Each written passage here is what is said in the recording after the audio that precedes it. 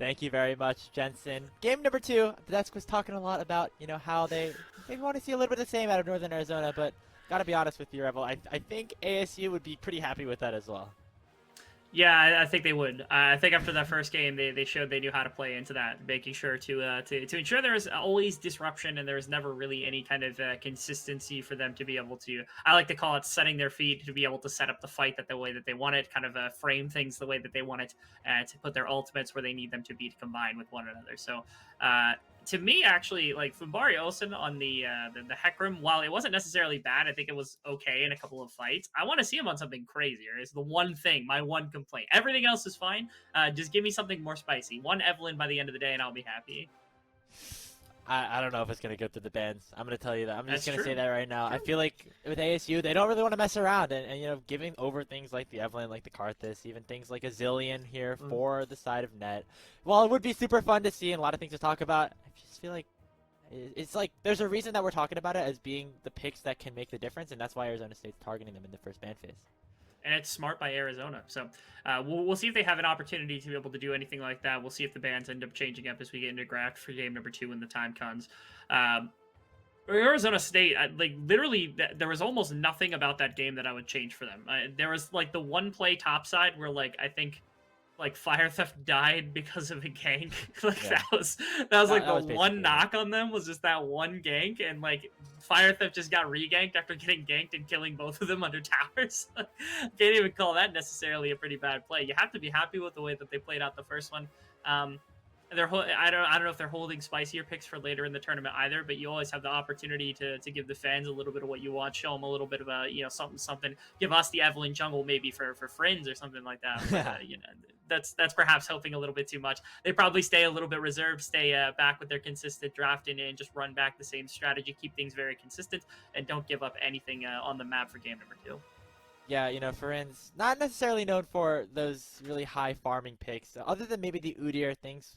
Normally, like the Trundle and the Jarvan are what we see out of him in terms of competitive play. So, it would be cool to see a bit of a change in pace, especially with a team that has had a lot of time and experience to go with some of these scrims after, the collegiate season might have ended. But again, with the way things went in game number 1, wouldn't be surprised to see a very similar composition unfold for game number 2. I would not either. And now on blue side as well, that means that Northern Arizona, maybe they feel as though they can actually get themselves a slightly better pick in a couple of different areas because they've got the counter pick now to work with. So that's exciting to think about, is potentially getting a counter pick where you need it to be. As a result, again, trying to pick something, I suppose, for Funbari Onsen, or even Cawww Bird didn't actually do a bad job to kick off the game against Firetheft. I know you made mention that maybe the top side is somewhere that they could look to make some aggression, kind of happen into, ASU and their top side, which is weird because Firetheft is one of the people that I'm like, yeah, you probably shouldn't be attacking up there. Cawww Bird at least showed enough on the Wukong that maybe there's a possibility that if you put him back on something like that, give him an okay matchup, things will be all right.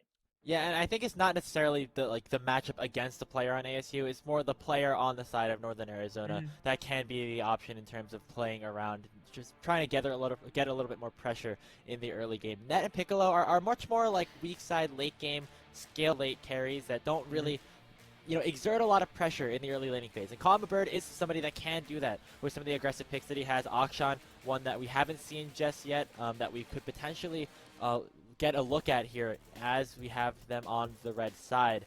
But for now, bans remaining the same despite the sides switching up. Zillion, Udyr, and now Caitlyn also taken away from Zishu. Nothing getting changed up too heavily right here, just making sure that the same band's getting run back. I think that Arizona State is going to stick with the same 3 that they went last time, which wouldn't be shocking at all because, again, they're banning it on red side. Blue side is not really going to change anything, just making sure there's no preference picks coming out for the side of Northern Arizona. It's a question of whether you want to take, like, Jinx off the board here from Northern Arizona. Do you want to give that one over to Zeshu and potentially have him on something like that? You also could anticipate that the Xayah is going to come out if you do ban out the Jinx. That doesn't happen at all.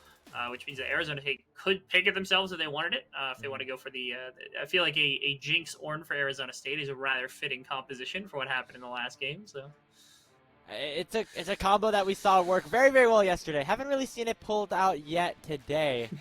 Let's see what ASU decide to do. Yeah, that Jinx is still up. The Ornn is not necessarily something that we'd like to see too much out of Firetheft. Normally the Gragas in terms of a weak side tank for him, but it is the Xayah still picked up for Zishu.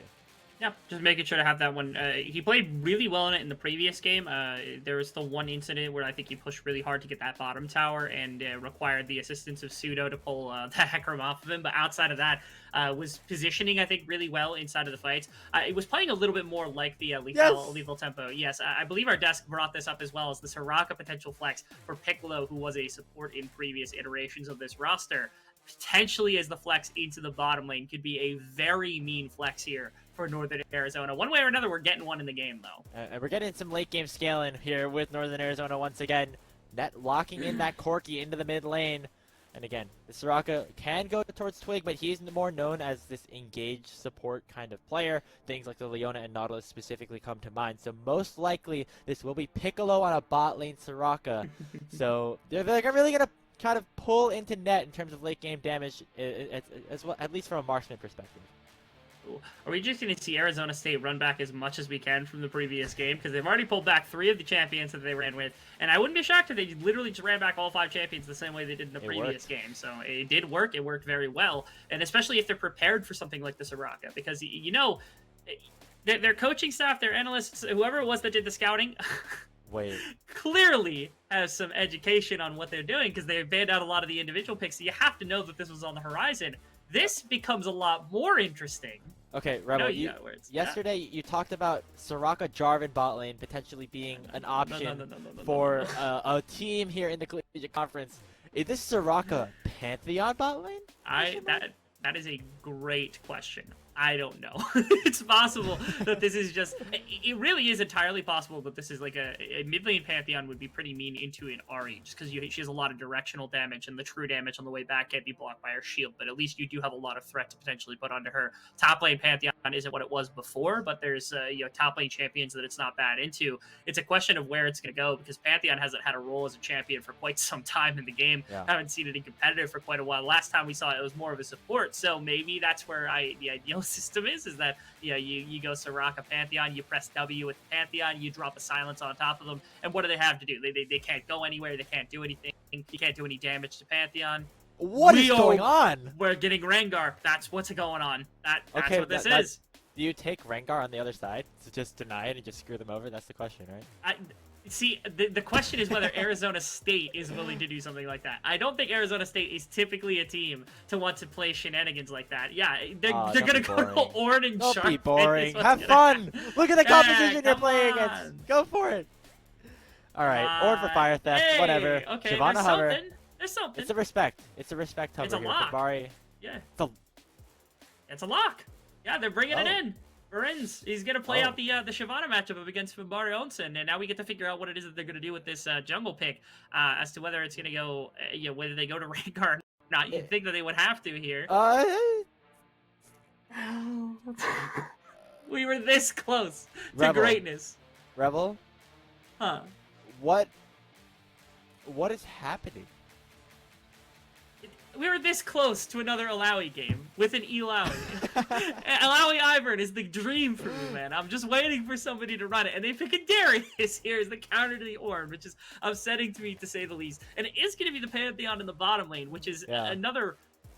I guess it's questionable. To me, if you're going to do something bruisery in the bottom lane, and you're going to do something like this, like akin to a Pantheon that's got a lot of kill threat to start things off, the better option into Nautilus is Set. If you do Set as support into that bottom lane alongside a Soraka, he's never dying, he has 1 billion damage, you flash level 1 and you burn the flash with the Xayah, and she doesn't play the game. It just doesn't happen from basically level 1. So the Pantheon probably fulfills a similar role, might just be more comfort for Twig in that bottom lane role alongside the Pantheon, something they've practiced before. But this, I cannot stress enough how excited I am that all of these teams inside of Collegiate have been giving us their all by making sure they are not holding picks for later. They're not saving them for day 2 because there is no day 2. They are busting out their champion picks as they come, Graves, and I love it. Yeah, Northern Arizona, their backs are up against the wall. This could potentially be their last game to show what they were cooking up here in the preparation phase for CeeLo if they don't end up picking up this win. So, you know, why hold back in terms of the strategies? Pick up the Ivern here for Funbari Onsen. Go with the Soraka bot lane. Twig, I don't think has played this Pantheon. I don't think he's played anything other than Nautilus or Leona throughout this entire season. So that's going to be really exciting to take a look at here. And even on Arizona State, a little bit more of you know, adaptation, a little bit of difference that we were seeing from them throughout the regular season. For Firinz on the Shyvana, definitely not something that we were expecting. And of course, Firetheft on the Ornn. Makes some sense, but again, not necessarily in the top sort of 3-4 picks that we were thinking about for him. This is a super buttoned up composition for Arizona State, right? On the other hand, from like all these teams that like they feel like it's their last shot, they're showing their entire hand. They know like these champions in and out, and they're trying to flex them one last time on the stage while they have a chance. ASU is making sure to keep everything under wraps, whatever they've been planning. The only thing that they're showing us right now is the Shyvana, and the Shyvana is just a powerful champion in general. So Firinz showing this one is at least something to consider for the next draft for whoever has them in the next round. To be able to have that, or a future, I guess, rounds inside of the tournament as well. It's a curiosity to me. The one kind of note of question is just whether or not we get AP Shyvana or AD, because AD and tank is kind of like the hotness right now and the typical build path. But I always love watching the AP Shyvana Flame Breath move just chunk people for half health, and especially into a Soraka, like. You can heal, can't heal him 7. Up if you get one shot. Yeah, can't heal him if you get one shot. Yeah, it's real difficult to deal with. So there is that to consider.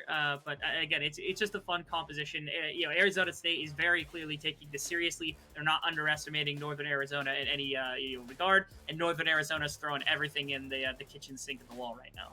Now, I have a question for you, Rebel. I mean, when you take a look at this Northern Arizona team composition, how does it like sort of function as a group unit? I mean, you have, I think, pretty early game picks on the corners here with the Darius and the Pantheon lock-ins, but then you have the double enchanter Corki, which wants to scale for late. So what is Arizona's game plan here? Are they trying to go for early ganks? Are they trying to scale up for late, try to get Nett into a really solid spot? I mean, I really don't know. I don't know, man. I don't know what this composition is designed for. Listen, you have like super hard scaling in the mid lane with the Corki. You go for like a Soraka Pantheon, which is supposed to be a kill lane of sort. Here we go. This is some early game action that we can actually see. No one's going to fall victim to this, unfortunately. In fact, if Firetheft walks up river, could actually be a pretty defensive play from them. I imagine the Pantheon wants to get aggressive, whether it's with Picolo or without Picolo. And whether interaction to track, also my favorite interaction with Ivern is when you hit someone with a Q, you get dragged into auto range. So melee champions who get that, the Darius, easier way to deliver him into the other side, as well as Twig, which means they can find people. They are schmoovin' right now. No resets, no picking up sweepers. They're going straight for the 5-man stack. I think Firetheft spotted him out though. How many members was it though? How many people got spotted division? I think all he saw was Pantheon. Now here's the thing: do they all flash over the wall to go for the Ornn? No. Okay, yeah, they didn't see him. Okay, it's fine. Everything's fine. They saw the Pantheon. They knew the ward got dropped. They probably anticipated that was at least one or a couple additional on top of Cawww a bird, and they just stayed pretty far back. Now it doesn't matter much for Ivern because you can just kind of the way that you clear is a little bit different. But Funbari's gonna get to this blue buff a little bit late. Actually goes for the wolf start to make sure that his pacing is on track. So.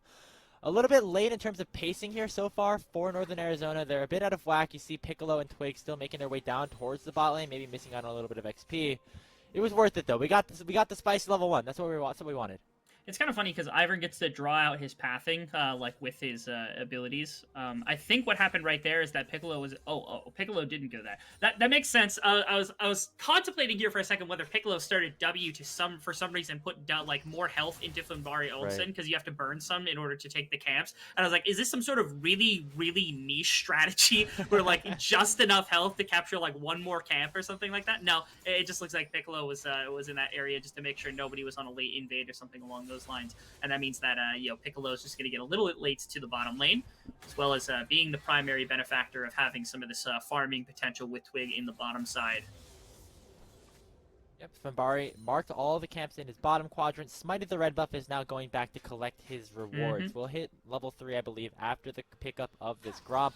We'll have all 3 of those abilities to maybe make an impact down in this bottom side, which, as you said, Rebel has this Pantheon, which can go very, very aggressive. Yeah, and what you want to see is Funbari Onsen needs to tag a Q. If you can do that with Twig, that means Twig doesn't have to flash. And if you get to press the attack proc off of the enhanced to W from Twig, it's very easy. Go on to Yushu right now. Flash in. There we go. There's the ignite. He's in the silence. He can't flash away just yet. He finally is able to utilize that summoner spell, so we'll be able to survive. But a quick summoner spell burn for Northern Arizona. They want to push the pace. He missed his cue. He was so close, Grapes. Oh, it almost works out perfectly. The pathing, the aggressive pathing from Funbari back to the autumn lane, trying to catch it right around the corner. They knew where he was going to be. Now Cawww's going to get aggressed against. Oh, he has to ghost defensively. That is so bad if you are Cawww. I mean, you can't go for the aggressive play. Funbari's down in the bottom lane. Not much to do about that. It will be actually a trade, though. Funbari Onsen takes away the enemy red buff, so that's actually a big, momentum shift, especially against a Shyvana who really prioritizes this clearing. Maybe Funbari Onsen knows a little bit extra about the Shyvana from playing it all this match. It's definitely possible, being able to snag that one away. Now, also, if you remember, he got spotted in the top lane. There's some support in the mid lane. Jouster not taking too much damage, just making sure that Nett was going to be in a good place. I kind of want to see some Funbari fix this wave, because it was still stacked against Nett, which means it could be collapsed, and Ahri's going to get a free back for it, and there's not much to talk about there. You see, he's still hovering that area. Like, just walk into lane. Like, walk directly up to Jouster. You have to break Nett out of this. You are not going to be able to catch the Ahri if she can escape north through this map. So, yeah, he just gets away with it. Just a free back for the Ahri now if he wants it. Oh, actually, wait, did he bait himself? The wave's in a weird spot, so it could potentially, maybe Jouster wants to make sure it gets shoved in. Here comes Funbari. Okay. Kind of just stood there for a little bit, wasn't able to get much done, but it is enough to keep Nett in a position where he can continue to farm safely. Yeah, I wanted him to do that earlier because exactly this was going to happen. Because then Jouster moves up the map, and then they fix the wave, and then Nett can back and go get an item or something like that, TP back the lane and be fine. Jouster, I thought he was going to back on that as well because he had the advantage. He has a significant farm advantage over Nett. So if he just takes a back timer and comes back to mid lane in the same way, he's just there before Nett. He starts doing better. He actually had one of my favorite keystones for the Ahri, which is taking D-mats. D-mats on Ahri change your wave clear breakpoints really significantly into certain matchups. Corki is one of them. And so here, obviously, he kind of knows that breakpoint to be able to start roaming a lot faster. So I was kind of hoping that Funbari would help out a little bit there to help fix the wave, but ultimately, all of it gets fixed, and nobody is the wiser, and everything is A-okay in the mid lane. I don't know if you caught that down in the bot lane, Rebel, but Northern Arizona is pressuring Xayah off of the wave. It's pushing towards them into the red side. So Picolo and Twig, hey, they're doing their job at this point. Of course, the CS is going to be a little bit further down just because it is this enchanter who doesn't have as good wave clear as the likes of Xayah. But they are pressuring Xayah off, and they're forcing Pseudo to come back to lane to bail him out. Okay. So I'm waiting to see, because there's a couple of things that you can do on Soraka. You obviously want a Moonstone, and you want a Moonstone as fast as humanly possible, because that item is absolutely disgusting. Well, actually, support now. Oh, over the blast zone. Yeah, they're going in onto Xayah here. Ignite's already burned. Can they get the kill? The answer might be so. Oh, First blood secured for Twig. He barely is able to pick it up before going down to Firinz. 1-for-1. Northern Arizona get on the board first. Oh, no.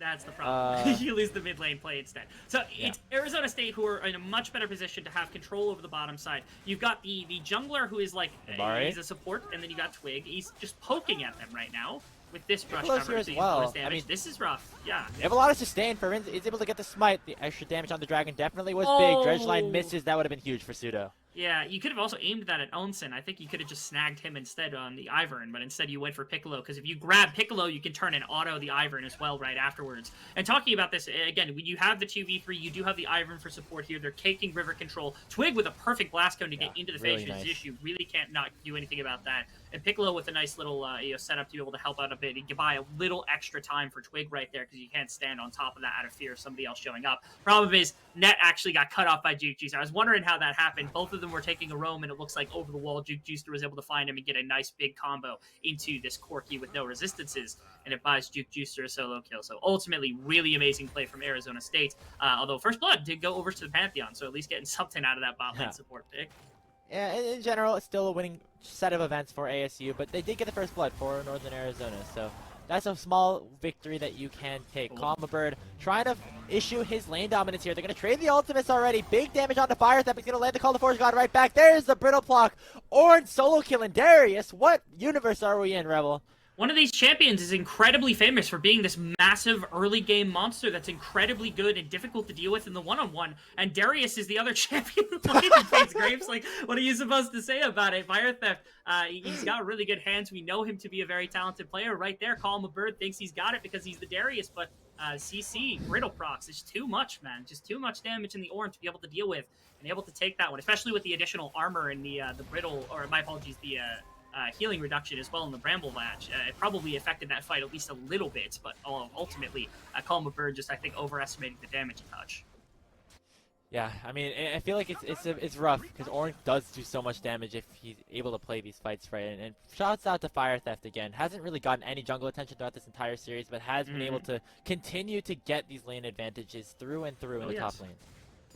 Able to do quite a bit with what he's been able to do with very limited resources, of course, which is expected of him. He's the Ornn. That's kind of what it's all for in the grand scheme of things. The blue buff available when that's going to take it. I believe Funbari Onsen also once again pathing towards this bottom lane, trying to help out this Soraka and this Pantheon even more than what they had. I will say both bot lanes have been sandbagged ridiculously. It's 51 farm at 9 minutes. That's like... It's a standard ranked game in like gold or platinum or something like that, where like it's 6 something like that. Yeah, like my games, I'm watching my ADCs get like 6 farm per minute, and I'm like, oh wow, look at that! Like that's a new record. Well, they're hungry for blood, is what I can tell. 3v3 erupting here. Firinz has the ulti. Will he use it to go forward to get the knockup in on the twig? Does have to flash away. Bit of a bug on our screen. Don't know exactly what happened just yet. We're gonna try to get this updated as soon as possible. Right there. The setup was a pretty nice play into the bottom side. Once again, coverage from the Ivern, just making sure that they have something behind them. This lane on the bottom side, I don't think going perfectly. Like I said, they're slowing down the Xayah being able to farm in the bottom side, which is good because last game able to take over in the Xayah pretty effectively, and one of your main ranged damage sources as well. But again, if the Pantheon and the Soraka isn't working like this early, obviously the Pantheon's going to fall off. The Soraka is intended to be a very late game carry, especially alongside the Corki. So I think that's what the holdout here is from the side of Arizona, or northern Arizona. Can't switch those two up because we got two sides of the same coin. We got the Civil War going on here. Normally you could just say Arizona, but you can't really do that. Can't do that here. No. Yeah, it's an unfortunate side effect of this game. Yeah, and again, apologies for the bit of a pause. I know it was a bit of an unfortunate situation. We're finally seeing the junglers start to interact. Daisy got unleashed for the first time, but we're just going to work to get that observer bug done as soon as possible. But regardless of what happens down there in the bottom lane, it is an interesting thing to talk about in terms of the way that this Northern Arizona composition will function as we go towards the later game. You have the Darius and the Pantheon, who we said haven't gotten as much of an advantage in the early game as they might have liked. And so what is the role here? I mean, I guess they're just here in the late game to maybe burst down one of the main carries, get Xayah, at least force a flash out of them, and let the Corki try to take over after that. I really think ultimately it's just going to come down to their primary damage dealer is 100% going to be the Corki. There's really nothing else that's going to happen. So it looks like bottom lane play finished up, and we're going to get a replay, thankfully, as you see even more of this play developing right now. Juke Jouster in with the Spirit Rush. Will they land the charm in onto Funbari? The answer is yes. Perfectly executed from Arizona State. 1 kill onto the mid, 1 kill onto the AD carry. Perfectly done. ASU on the board. And now the Rift Herald also could be dropped into the bottom lane. Yeah, they're going to be able to grab this one. I was hoping they were going to push for at least another plate to be able to snag this one away, because it would be the full tower. But instead, with the Pantheon showing back up, it should be only the 4 plates being taken off the board. JSU getting a little bit of that. The biggest thing is that the Ahri has been a massive benefactor of this early game as a result of everything that has happened. Let's take a look here. Again, there was a bit of a replay bug that ended up happening. Now we're going to get the full result. Oh, no. No, it's not even the replay. Look at it. It's a nice freeze frame we see as the Xayah puts a massive feather storm over that entire... That's all we need in the replay. I think we can assume what happened after that. Yeah, that was a come back next time or wait for next time, that type of moment. So we'll you be don't right need back. to see it. Yeah, we'll be right back. Thankfully, and we literally were right back after that play had come through. So it's a perfect usage of the template right there. And across the board, again, there's nothing that's been slowing down, I think, the experience of Firetheft. And again, the mid-jungle combination is something we talked about with Firinz and Juke Jouster taking over the Ivern and the poor Corki in this one. It's such a slow pacing to the scaling of this game that it seems unlikely they're going to be able to take back over. Okay, here we go. Try it again. Here we go. Hook in. Now, after the Feather Storm, what happens? That's where we were stuck. Here we go. All right. So this is where the Daisy got dropped. It looks like they just pushed Twig in underneath of the tower. Okay, they were kind of catching him back and forth. You don't want to fight into this Shyvana, though, because, again, as soon as the Flame Breath moves back up, she could just turn and melee you to death for the most part. There's really nothing that's going to happen. Nice hook from Pseudo as well. Sets it up perfectly. And, again, Picolo's got damage, but it's not a Moonstone Soraka quite yet. You don't have a couple of, like, additional healing items built into the kit. And so it's a lot harder to kind of permit keep this Pantheon up inside of a fight the way they want to most of the cases. And they stuck around too long. That's just an overstay from these two, thinking that they could be around for at least the wave or the experience. You can't do that. Juke Jouster made the shift over. You had to have that call from the Corki, and they just get stuck in that place. Yeah, a little bit unfortunate there. Northern Arizona trying to, again, push the tempo a little bit here with the Pantheon that they have in their composition. Does have the 1 kill, but was unable to get any more off of that. And so Juke Jouster's looking good.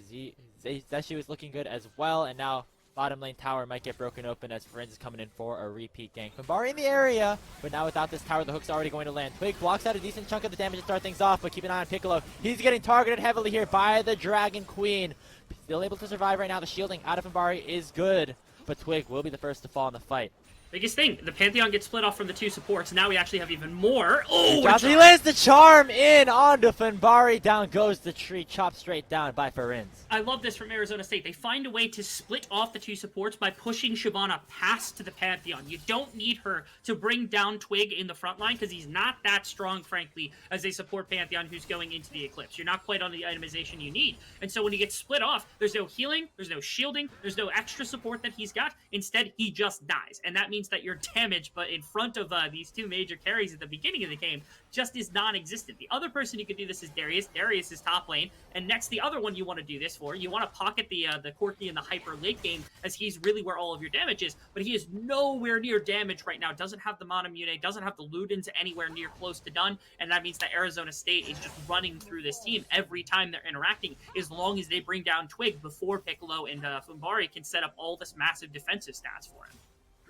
Yeah, it's hard. The gold lead continuing to grow in favor of Arizona State, and NAU, sorry, can't really do much about it. Their early game pieces haven't really yielded too much success and haven't really bought enough time for the late game to potentially come in at a relatively even state. And so for the moment, it does look like Arizona State looking to continue the potential road to a sweep. Curve plates just actually falling, and it's now 7K in their favor. Yeah, you saw the entire bot lane fall. You saw 4 plates now in the mid lane fall as well. That means that there's a lot of gold in the pockets of Arizona State after this early game.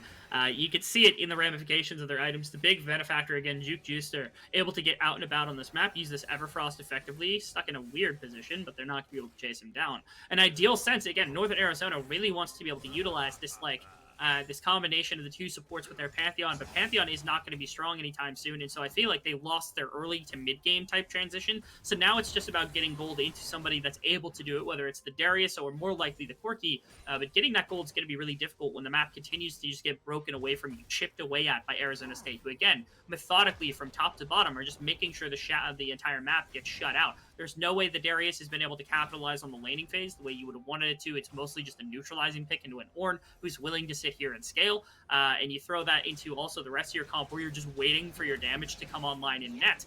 And you have a long, long time before that actually gets about. You're talking maybe double the length of the game right now before net really comes online. Positives. Moonstone's done for Picolo, so that's full build Soraka. That's nice. That's the good thing about the composition that Arizona set up. Like a lot of the enchanters and even the early game champions don't really need a whole lot of income to have the value that you're expecting out of them. Only the one item out of Soraka really is necessary. Funbari, Onsen also likely opting towards something like that Moonstone as well. So just getting the one item spiked for these enchanters is always good here, especially now that you're down a pretty hefty amount of money. Firinz also has this Rift Herald in the back pocket, so they could use this to try to set up another dragon play in about a minute. It's a question of where you drop it. You probably drop it in the mid lane. That's where you usually are able to do that. So, again, I'm watching over the next minute or so because the backs have just come through from Firinz and from Pseudo and from all those members who were on the top side of the map just seconds ago. And they're going to walk back through mid lane almost certainly. And, again, you're looking to set up on the wave they're kind of running out with right now, or the wave that's running out right now, this second, to set up for a Rift Herald push so that you can use that to go into the Dragon Pit, secure a second Dragon for Shyvana. It's a very methodical way of, again, playing out a game like this from Arizona where they're looking to empower their Shyvana. They're looking to play into later game or at least into like this mid-late team fight type setup when you've got this Ornn and you've got more damage stealers that are going to be online long before the Corki does.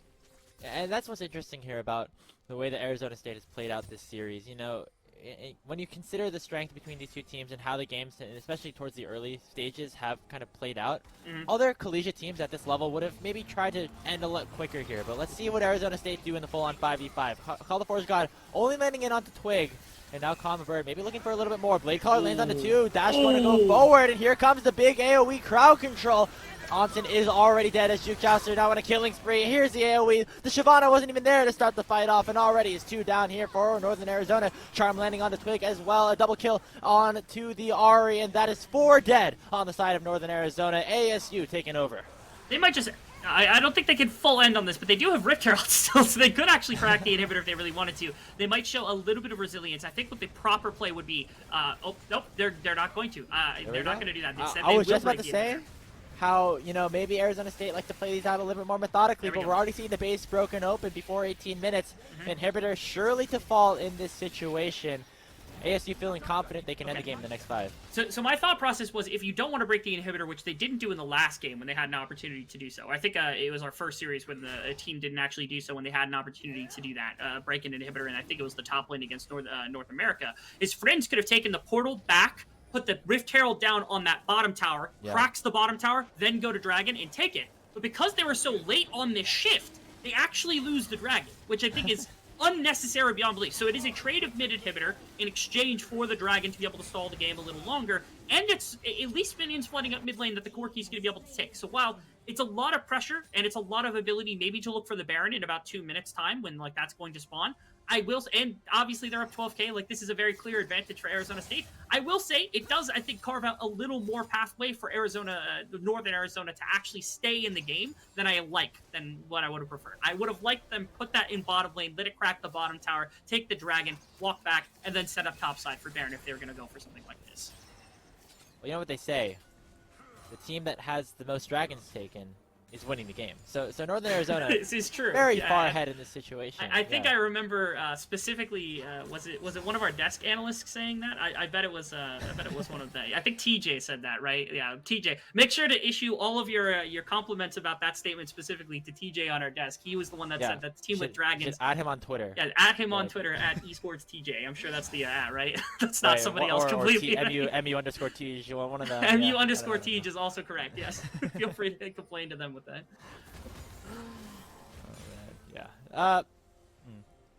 Jokes aside, it's looking pretty good for ASU. They're up a lot in this situation. One item down here for Nett. Yeah, he's going. He has a stopwatch in inventory, a little better extra survivability, working towards potential Ludens as well. So we're counting down here. It's there potentially in terms of getting to that late game stage, but not just yet. And here comes the Ornn Twig under a lot of fire, gonna get knocked up onto 2. There comes the Flame Breath as well to slow the rest of the team down. And hey, Juke Jouster is on the other side, looking to do some damage with the Spirit Rush. Onsen goes down. Blade Caller doesn't find anyone, but it doesn't matter a whole lot. Zeshu picks up a double. Nett on the run, and that's the flash missed here onto the Charm, but I don't know if it's gonna matter too much. Rebel ASU going strong down mid lane. Yeah, this is just going to be the end of the game. The taking of the inhibitor ended up not mattering in the slightest, so forget anything that I said, because I said if it was possible that they were going to happen, that probably would have given them any amount of a barrier to come back in, but obviously if they win a fight, it just wins the game for them. Might just be it. That's now dominating. Die. No. Double kill. Really?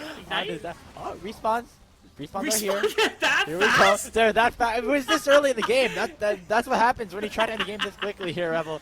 It's 17 kills to 1. Almost an inevitability of a victory here for Arizona State. But we're going to play a little bit longer.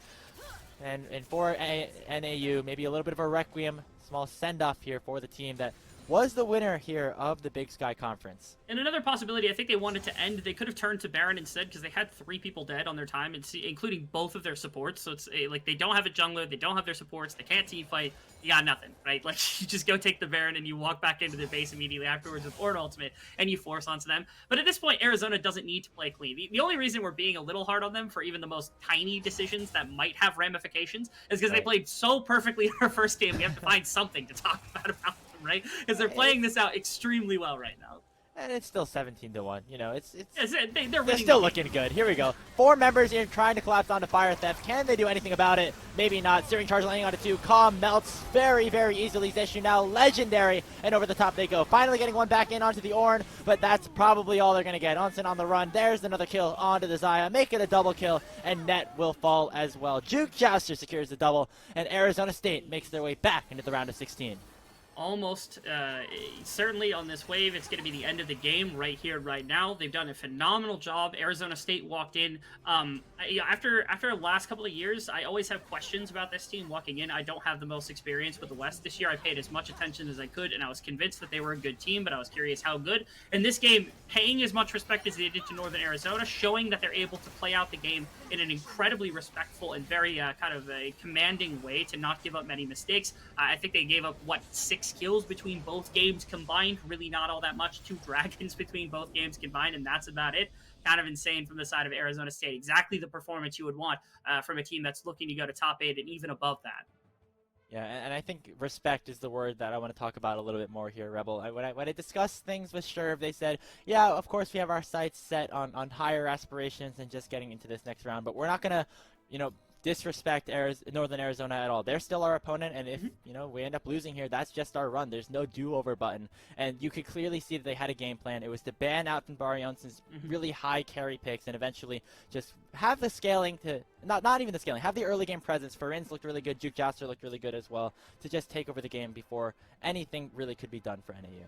And how about Northern Arizona's run? Again, coming back with the majority of your team, being able to make yourselves happy with your performance, placing first inside the Big Sky Conference, and then also making top 32, and being so good that a team as good as Arizona State, a team that is projected to be very high in this tournament compared to all the other teams, is willing to respect you that heavily. Not only on an individual scale for like Funbari, Onsen, but also everybody else on the team, just the team in general. They are forced to play respectfully. They're forced to play a standard game with standard compositions and play incredibly clean League of Legends because they are worried that you could take games or take the series off of them. Whether or not that's respect from Arizona State or warranted respect because of how good Northern Arizona is, doesn't matter. Northern Arizona deserved it for being as good as they did and winning out and being able to make themselves a lot happier with the performance, and they should be happy with what they did this year because Arizona playing that well, needing to play that well, just to show you up this mean inside of the round of 32 has to say something about how they perceived you walking in. So props to them being able to do that. And Arizona State showing that level of dedication, that level of kind of diligence, both with preparation to the game and in terms of the game respect itself. A lot of props to them. Looking very, very far forward to seeing them play against some of our upper level teams here in the future. Yep, as you see on the bracket right there, next matchup is against Converse. And again, an opponent. The focus might not be just there, but it is Converse. Trust me, I did it correctly. And again, an opponent that Arizona State is not going to want to look past, but it can be a good position for them to eventually maybe make their way into the top 8 in LA. That's going to do it for us on the caster desk. Let's see here what Tyler, TJ, and that one guy that kind of works for Teach has to say about things. Alright, and with back, here we are once again at the analyst desk. Time to drop some insight as to what happened. I think all of us here can unanimously agree that we really like the ideas that were coming up from NAU, but once again, execution always comes down to that, right? Regardless, the scoreline for this is going to be a 2-0 with ASU advancing to the next round, where they would then play against Converse, who did manage to successfully pull an upset on that side of the bracket. And congratulations to them, right? Any thoughts on ASU's performance today, guys? Yeah, I think ASU played well. They looked really strong. They had great teamwork, like I was expecting them to have coming into this game. And it's nice to see that even though they played against a much weaker team, they were still well coordinated. They still had a very smooth mid game. They had very smooth macro plays, and overall it looked clean, which is exactly what you want to see from a first round of 32. You don't want to see it be a little more sloppy like some of these other games, like SLU, for example, in their match. That wasn't a very convincing 2-1 win from a team you're expecting to do really well. But for ASU, I would say they checked all the boxes. Very, very clean win. And I think if you're an ASU fan, you have nothing to be worried about as they come into their next match. Anything to add, TJ? I just completely agree. I think that it's super impressive that you're willing to sit there and say, okay, guys, this is like any other opponent. Let's take it super seriously and just get a clean win. It's really easy to kind of like maybe drop tempo for 5 minutes even and install the game, or potentially even lose a game. And that starts to bring questions to like, how good are you as a team when you do that? So I was extremely impressed by ASU to not have that happen. It's a nice treat from yesterday's bloodbaths of games where it was anybody can win at any given point. To be fair, that's much more fun as a spectator, but to see nice clean League of Legends today, that made me happy. Right, and of course, I think they have found some fans in us, and let's take some time to celebrate NAU and what they've achieved so far. Let's talk a little bit about their program and what they've been able to achieve by winning their conference. TJ, we'll start with you this time. Yeah, so like I mentioned at the start, they only placed third last year, and this year they were able to take first in their conference, and they were extremely happy for that. I'm sure that when we do an interview with them, they'll expand on that idea. But getting together with a group of people and winning League of Legends conference is no small feat. It doesn't matter who your competition is. You were able to put in the hours, you put in the time, the practice, the effort, and you can like really just say like, we won this, guys. And that's something that's so cool. And I think it's really easy to forget like, hey, maybe we're not playing against the best players and all of that. Doesn't matter. You won something, and that is awesome that you get to come here and show your stuff on the stream and win over some fans. I think like I was genuinely impressed with how well NAU played for how much of an underdog position they were in. Yeah, I really liked what NAU brought to the table as a team. They had their unique picks. They had strategies that, as Jensen mentioned, maybe they didn't quite have the fingers to unlock this series. But I mean, just last year, they, as you mentioned, they finished third in their conference. Their goal was, okay, we're going to finish first in our conference. We're going to play in top 32. They checked that box off the list, right? And now they can think, okay, next year when we qualify for the top 32, we're going to do even better. We're going to reach for top 16. And they can set those goals for themselves, and now they have further and further aspirations they can reach. And if they improve this much within 1 year, who's to say next year these same 4 players, 5 players, now with their role swaps locked in, they have another year under their belts. Like these guys with what they brought to the table today, I think we can definitely expect to see them again next year with an even stronger foothold to work towards and work on. Right, great ideas, missed execution. We keep talking about that. Let's bring up a replay to capture this, right? Tyler, you can run us through this one. This is the gank in the bottom lane at about 3 minutes. They're bringing the Ivern down. There should be this cascade of CC that's landing upon them, but let's take a look at what actually happens. Can we get a replay up on screen? There we go. Yeah, this replay, honestly, it was just, as you said, it was a perfect idea, just a little bit of misexecution. They prepared this in-game draft. They got the silence down. They got the Pantheon stun. They just barely missed the Ivern root, and that could be the difference in one of these compositions. If Pantheon gets a little ahead, gets one of those kills, gets an earlier level 6, now his ultimate can really affect the map. Maybe that brings a kill up for Darius up there to skew his matchup with the Pantheon roam. Like, if they can just land those skill shots and unlock that Pantheon, like who knows, maybe this could have been a tougher game for ASU, but yeah, right idea, just barely wrong execution on that one, and that kind of shows the theme of the series, as we mentioned before, Jensen.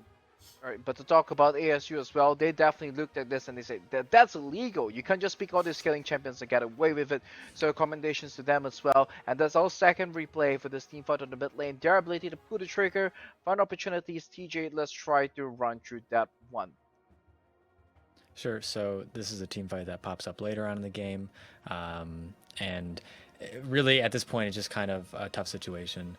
When you look at the game state, it's like, what does red side do? There's really not too much, and so it does stall out for a little bit. Xayah does land a root, Nautilus hooked into charm, and really here it's kind of like curtain call. You're like, okay, this is a tough one. I would have liked to have seen more proactivity, I think, from the side of NAU. And by that, I mean, instead of like just kind of existing, I would have liked to have seen, okay, guys, we're going to commit to a 5-man bot lane. We're going to try something on their split pusher. We're going to try to go ahead and group up and be first to a dragon, sack the sideways, do something weird. And then maybe they could have clawed their way back in a little bit, or at least shown some form of life. And I think that was what was missing in that game from them. Yeah, it's too bad. It just felt like NAU was never grouped up for a fight. Even in that clip, Corki was in Fountain the whole time, and they're just looking for a 4v5 once again. I think just NAU needs a bit more time. Right, and with that, we will be right back with an interview with NAU's jungler and team captain after a quick break. See you guys in a bit. We'll take the flash off of Steven Ader too. What do I have to pay? You know, the low price of Senna taking another death for the team and the flash off of Frost Force. You know, like, it's a great deal, man. Shake on it right away, and then afterwards, maybe there's some conditions and you don't like him as much. But regardless out of that, always make sure you read through your contracts, folks. It's still Winthrop taking some substantial leads still. 5,500 gold up at 20 minutes. Aquinas are keeping it interesting. I keep pointing this out because it's so hard to predict what some of these teams will do, especially when you come from a smaller conference. While they went undefeated, they're not used to losing, and they're not going to lose by just saying, oh, we lost the early game, it's over. They've still got a lot of gold on this Jhin. They've got a decent amount of gold on Steven Ader now, and these are sort of the two members that Zoo was talking about when they said, we want to play traditionally through our carries in mid and bot lane. They have the gold. And they do have gold in those pockets. I will agree with you on that. The problem is, so far, Winthrop have kept it fairly spaced out, right? Aquinas might be drawing 5 members to the top side to try and take those fights, but it's always in a 4v5 setting. Winthrop have never opted for an actual full-on team fight. It's never been that. Honestly, it's also been 3v5 because Ivano's also trying to split push, and when Ivano can't split push, it's Sir Kenji split pushing. The problem is Winthrop have never actually laid down the full onslaught of their abilities, and that could potentially catch Aquinas very much off guard, because if they're only prepping for Ivano, which is all they want, they could watch out for the rest. Man. Oh! Force, though. Cataclysm on 3, but a shutdown comes through. Right, and welcome back, and with me here, I have Alexi from NAU. I think that they definitely, like we mentioned, that have won some fans over here with the way that they're drafting. Like I said, call it Tutorati, definitely the Soraka and stuff like that, right? But first, can you just give us a quick introduction? What is NAU about? What's the story behind this team, and how do you guys find yourselves over here? So basically, NAU Esports here at Notre Dame University, it's basically, we're just a club. Kind of similar to NAU or to ASU, sorry. We don't really have that much like administrative support. It's 100% student run. So yeah, it's mostly filled with players that just play the game because they're passionate about it, and that's pretty much it. Right, definitely an exit run of 32 might not be the most ideal, but definitely winning, going undefeated in your own conference and making it here. You would say that that's a pretty big goal achieved in itself, right? Yeah, no, for sure. I mean, different schools and different programs have, different definitions of success. And I spoke with TJ yesterday on Twitter a little bit, and I told him how, our definition of success for this year was trying to win our conference, because, last year we placed third, which was, in our eyes, a very disappointing finish. So, this year coming into Big Sky Conference, it was like kind of all of nothing, all or nothing. We either win the whole thing or we consider it a failure again. And thankfully, we managed to win. Right, with League of Legends being a strategy game, the cerebral component of it is definitely very important. And us looking at you guys going up against what you guys could consider Goliaths as well in the form of ASU, we really liked your approach towards the draft. How do you guys decide that, hey, we're going to go for this double scaling, double tier stacking composition in the first game, and then you guys decide to go full Shatter and then have the Soraka Pantheon on the bot lane in game number 2? Who's the mastermind behind all these drafts then? What's the inspiration for them? So mostly the draft discussions are led by me and Nett, who's our mid laner. But the idea coming into this match, it's no secret we were the heavy underdogs, right? ASU is one of the best teams in the whole country. So our thought process was, if we can pick lanes that scale really well and also don't necessarily get destroyed early on in the lane, maybe that can make up for the skill difference between our teams. So that was just the general approach, try to get scaling champions, and maybe we can fight them later on into the game. And I think in first game, the draft was probably better in that sense. We just unfortunately never got to execute those 5v5 team fights that we wanted to go for. Yeah, there was some fights that it really looked really close. Unfortunately, you guys weren't able to push through with that, as we brought up. Execution was a key thing over there, and perhaps a little bit of the experience as well, with a bunch of sorry veterans on the other side. Is there any of the other teammates out there that you felt that has been a very big part of the program that maybe didn't get to showcase their best abilities today, given the level of opposition? Uh, I mean, honestly, I think all of my teammates, deserve recognition. Our top laner is a very young player. He before he came to NAU, he was like low plat. Now he's hovering like D1, D2. So he's improved a lot. He's been a huge reason of why we've been so successful this season in our conference. As for our mid and AD carry, as I said, as it was mentioned before in the broadcast, both of them are actually role swapped, so they're not playing their original roles. So I think that as well takes a lot of courage to do, and then also a lot of effort to be able to pull it off at that kind of level. Right, the sacrifice for the team and the ability to step up the challenge. I have to say, your top laner definitely took it to Firetheft, one of the more regular faces in the scene in the matchup today. And is there anything else you would like to say or shout out? Um, I can't think of anything off the top of my head, to be completely honest. I mean, we'll be rooting for ASU in the rest of the tournament because Arizona. So hopefully they can get really far and perhaps win the whole thing. But I don't know. We're gonna try and get back to the national stage again next year and hopefully put up a better performance. Right, and with that, we are definitely looking forward to it. The crazy drafts, the approach, the cerebralness in terms of approaching the strategic component of the strategy game. Hopefully, we see you guys in 2023 as well. Looking forward to perhaps once again the winners of the Big Sky Conference. And with that, we'll be headed into a break before we go into a winners interview with Firetheft from ASU. With that, thank you once again to Alexi from NAU. From one combo from that as well. Now 20 seconds on this Baron here. Ooh, nice. They get the Soul Flare, only gets tapped with the slow. Bomb drops and Suffer gets dropped to a critical state of HP. The bomb bounces and Ezreal catches it. This is a disaster moment for Toronto Blue. Boulder looking to brute force their way through these Nexus towers. Now Carson Van looking to go in with the flag and the drag. It's a one tower, two fall, looking for two. Deity? Titan leads the way. Deity goes nuclear and lays in the damage. This is going to be the Nexus pop. We have a series. See you, Boulder, win game number 2.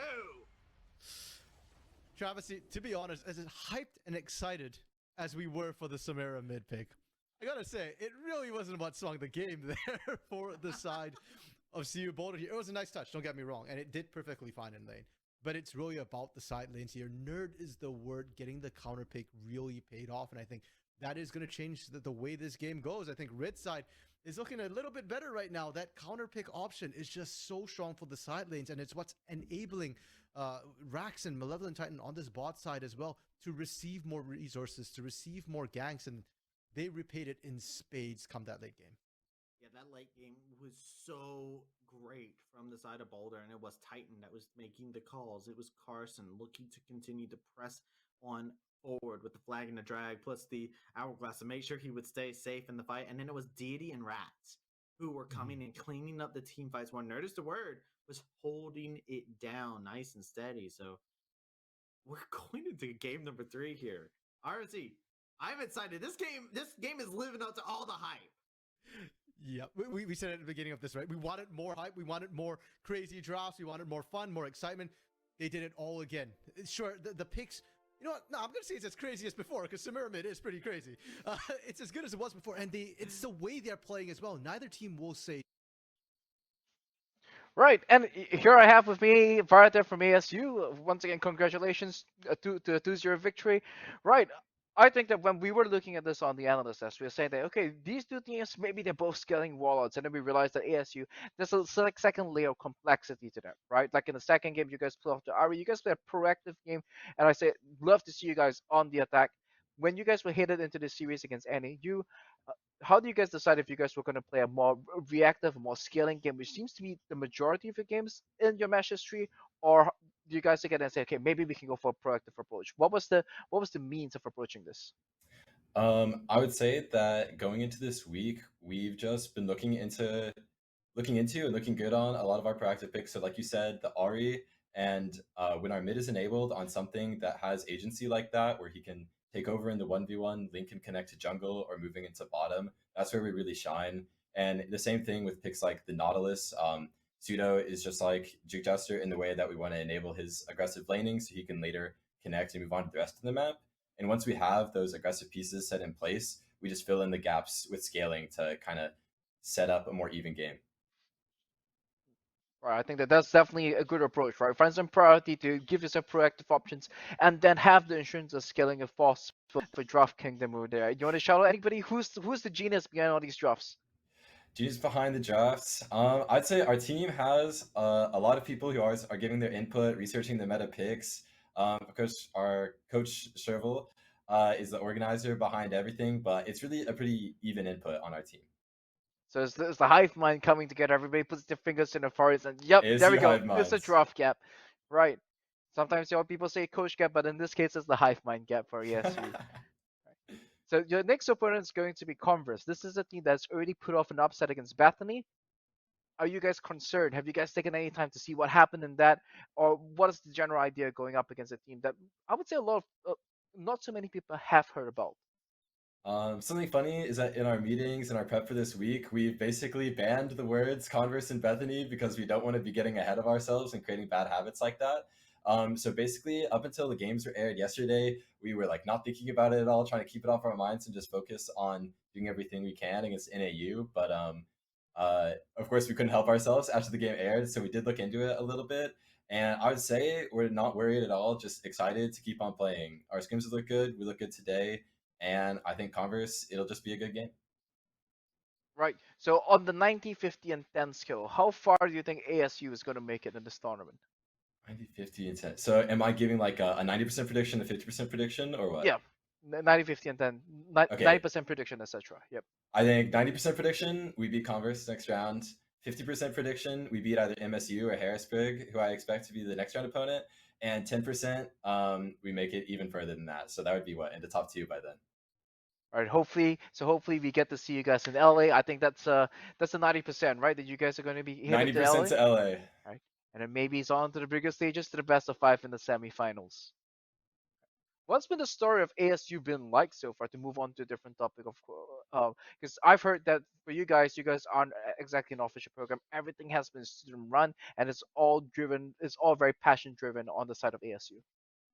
Yeah, absolutely. I mean, we have had a pretty challenging year because of roster moves, player availability, and just all these kinds of things that come when you can't get like a committed 5 players off of like a scholarship system or something. And so everybody has just been putting in their best. We've been trying to plug people, see where it fits, get in as much scrim time as we can between busy schedules. And it's been like a scrappy season in a sense. Like we're just making the best use of what we've got and going as far as we can. And I'm really proud of how far we've come with that approach. I'd say it hasn't been easy, but no one's ever given up. And like I said, we've really made the best of what we've got. That would be such an amazing story if we were to see a team like ASU up in the finals. Hopefully against us and Merrifield here, right? Hopefully. And is there anyone you'd like to shout out before I let you go? I would just say a big shout out to all our new fresh talent this year. So that would be Firinz, Juke, Jouster, and Zeshu. None of them have played LoL before, and I feel like they all showed up amazingly today. They showed up amazingly in our finals against UCI before, and I can't wait to see how well they'll perform moving forward. And with that, thank you for the interview, Firetheft. And with that, we'll be headed over into a break before our third set of the day. And with that, see you guys in a bit. Thank you very much.